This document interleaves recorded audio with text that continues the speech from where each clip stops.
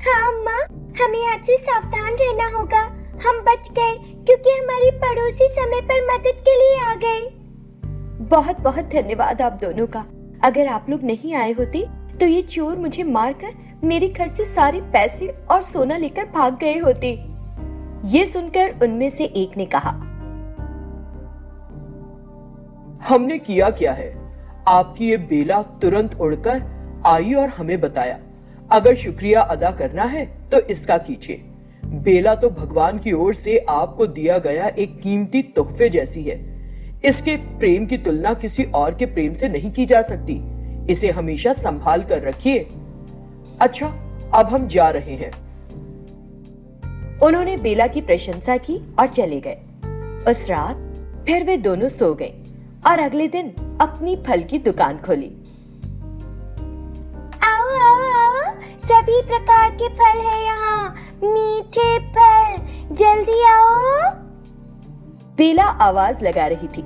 इसी बीच उनकी पड़ोसी सरला वहां आती है। बेला, जरा मुझे 1 किलो आम देना।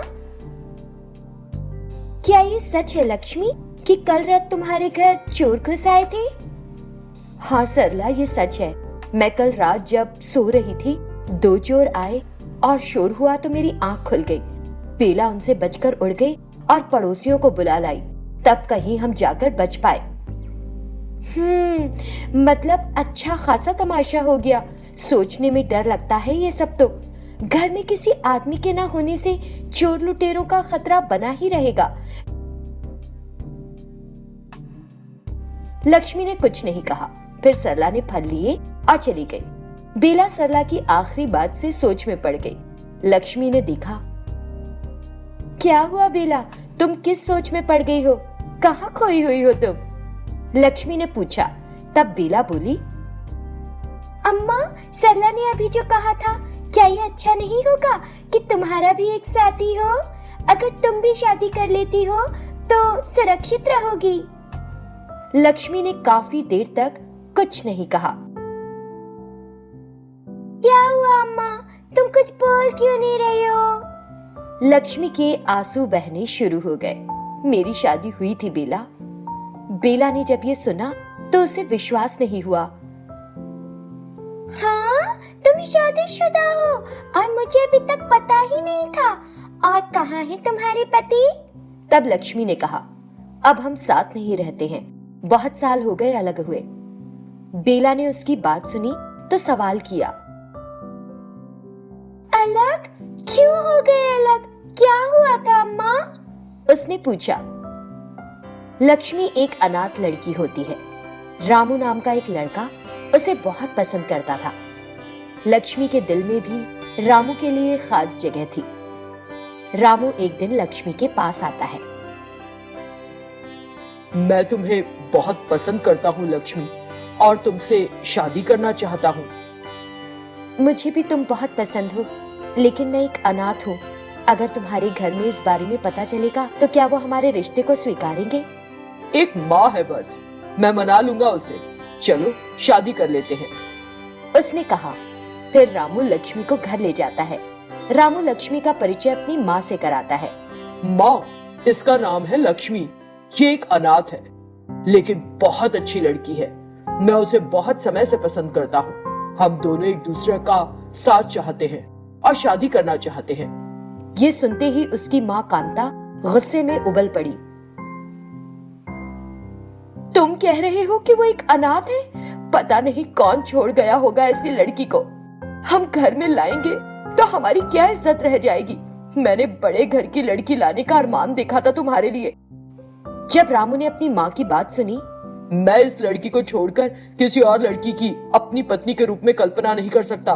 अगर आप सहमत नहीं हैं, तो मैं उसे लेकर इस घर से चला जाता हूँ। उसने सीधे सीधे अपनी बात कह दी। कांता को उसके फैसले के आगे झुकना पड़ा। ये सब करने की जरूरत नहीं है रामू, मेरे लिए बस एक तुम ही हो। ठीक है, तुम कर लो शादी। रामू लक्ष्मी को उस समय वहां से ले जाता है। कांता अपने मन में, मैं अच्छी तरह जानती हूँ कि उसे कैसे घर से बाहर निकालना है, लेकिन अपने बेटी की खुशी के लिए शादी को फिलहाल होने दूंगी। कुछ दिनों बाद एक अच्छा मुहूर्त देखकर उन दोनों ने शादी कर ली। वे दोनों एक दूसरे के साथ बेहद खुश थे। एक दिन रामू घर आकर माँ और लक्ष्मी से बोलता है, माँ, मुझे अगले गांव में फैक्ट्री में बड़ी अच्छी नौकरी मिल गई है। वो क्या कहते हैं, तुम्हारे पेरेंट्स घर में बड़े अच्छे पढ़े हैं लक्ष्मी।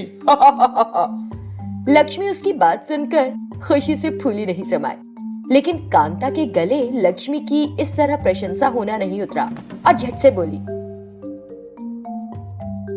इसमें अच्छे पैर क्या पड़े हैं इसके? तुम्हारे पास बुद्धि है, इसीलिए अच्छी नौकरी पाली। उसने कहा और अंदर चली गई। लक्ष्मी, तुम परवाह मत करो, उसके बात करने का तरीका ऐसा ही है। फिर रामू अगले दिन से सुबह उस फैक्ट्री जाने लगा।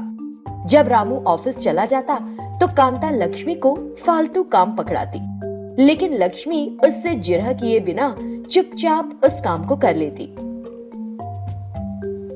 इससे कांता को चैन नहीं पड़ता। इसे मेरे कुछ भी कहने का कोई फर्क ही नहीं पड़ता। इस तरह कुछ समय बीत गया। एक दिन जब रामू घर आया तो उसने देखा कि लक्ष्मी वहां नहीं है और कांता ने उसके कान भरने शुरू कर दिए। वो मेरी बात कभी नहीं सुनती। मैं सारे घर का काम कर करके थक जाती हूँ। ये क्या मेरे काम करने की उम्र है? कुछ कहूँ तो तड़ से जवाब दे देती है। रामू ने सुना। ठीक है माँ, मैं उसे समझाऊंगा। फिर जैसे ही लक्ष्मी कमरे में आई, लक्ष्मी, माँ जो भी कहती है चुपचाप कर लिया करो ना, उन्हें पलटकर जवाब मत दिया करो। मैं यही तो करती हूँ रामू। कुछ दिन बीते। एक दिन रामू के घर आने से थोड़ी देर पहले, अरे लक्ष्मी, पूरे घर की सफाई करो जरा। सासू माँ, मैंने अभी शाम की झाड़ू पूरी की है, आप बेकार में क्यों फिर से करने के लिए कह रही हैं मुझे? उसने जरा जोर से पूछ लिया। परेशान होकर उसने पहली बार जवाब दिया था। क्या तुम्हारी हिम्मत कैसे हुई मुझे जवाब देने की? कांता लक्ष्मी को चाटा जड़ने वाली थी कि उसने रामू को अंदर आते देखा। ठीक है लक्ष्मी, मैं तुम्हें कोई काम नहीं बताऊंगी, मुझे मारो तो मत। रामू ने ये देख लिया। क्या हो रहा है यहाँ? मैंने उसे घर बुहारने के लिए कहा तो ये मेरी तरफ हाथ उठाकर आ रही थी, जैसे मुझे मारेगी। ये सुनकर रामू ने सच जाने बिना लक्ष्मी पर गुस्सा किया और उसे मारने के लिए उसकी ओर बढ़ा। मैंने ऐसा नहीं किया, तुम्हारी माँ बिन बात के मेरी शिकायत लगा रही है। उसने कहा ही था कि रामू ने जोर का एक चाटा उसके गाल पर लगा दिया। तुमने मेरी माँ पर हाथ उठाने की कोशिश की? मैं तुम्हें एक भी पल के लिए अपने घर में नहीं रहने दूंगा। लक्ष्मी ने रामू के उसकी बात पर भरोसा ना करने पर अपने कपड़े पैक किए और तुरंत घर छोड़ दिया। तो मैंने रामू का घर छोड़ दिया और वहां से चली आई। कुछ दिनों के बाद मैं रामू को सच्चाई समझाने के लिए गई भी थी, लेकिन मुझे पता चला कि उसकी माँ पहले ही उसे वहां से कहीं ले जा चुकी थी। बेला को अपना अतीत बताते हुए वो बहुत भावुक हो जाती है। जब बेला ने उसकी दास्तान सुनी तो उदास महसूस किया और उनकी गलतफहमी दूर करके उन्हें फिर से मिलाने का निर्णय लिया।